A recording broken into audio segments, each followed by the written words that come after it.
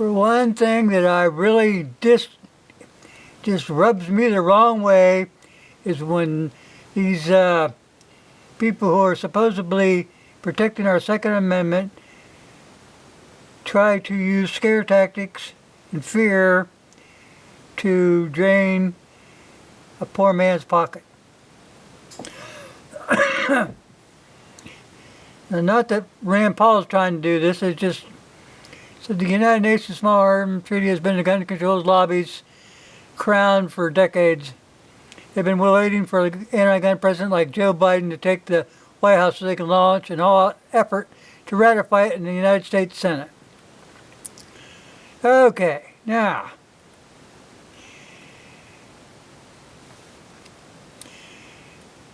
along with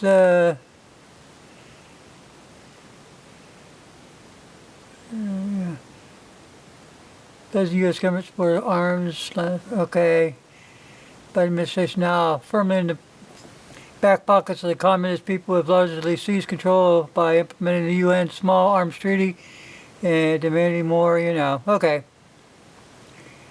Now they're not waiting for the U.S. Senate to ratify the treaty to force us down your throats. Okay. Now,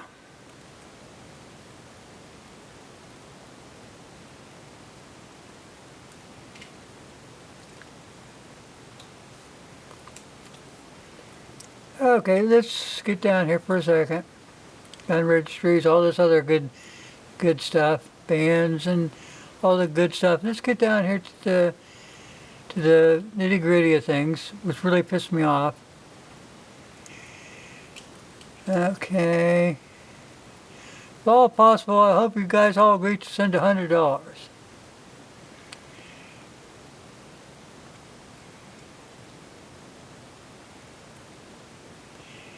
To help the National Association of Gun Rights mobilize a grassroots firestorm. Okay. Let Fuzzy explain the Constitution to you people so you understand things.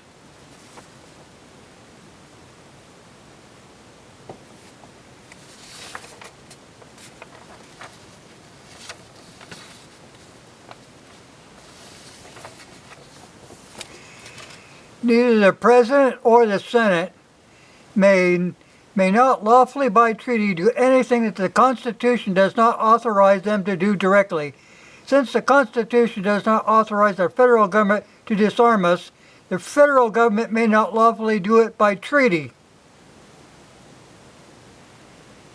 Let me say this again. In addition, the President and the Senate may not lawfully by treaty do anything that the Constitution does not authorize them to do directly. Since the Constitution does not authorize the federal government to disarm us, the federal government may not lawfully do it by treaty. Government has no control over your guns anyway, people. Understand that. God gave you those rights, not the government. We have a Constitution that limits government, not the people.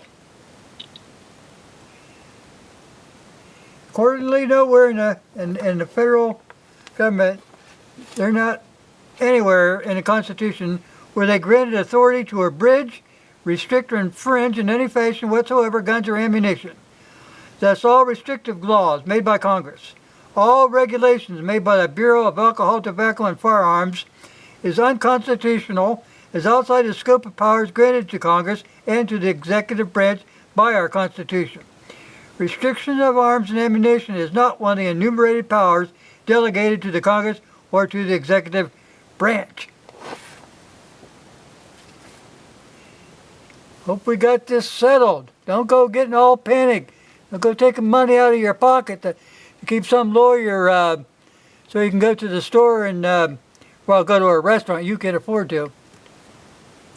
So I wrote this down here. It says, let me make something perfectly clear. No treaty, no congressional bills can override our Constitution. The gun legal experts best go pound sand someplace else. Since they don't know the law, they are only spreading fear among the population to get money. That's the simple thing that pisses me off about these people. Oh, we're on your side. No, you're on the side of our wallet. Why don't you get to the other side where that back pocket's empty?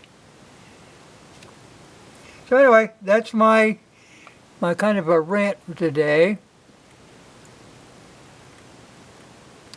Yeah, the Small Arms Treaty. Well, to me, it's null and void. Nothing can override the Constitution. Not a treaty, not your stupid idiots in Congress or the Senate. They can't do that. They are constitutionally barred from infringing upon your rights. Stop this damn fear.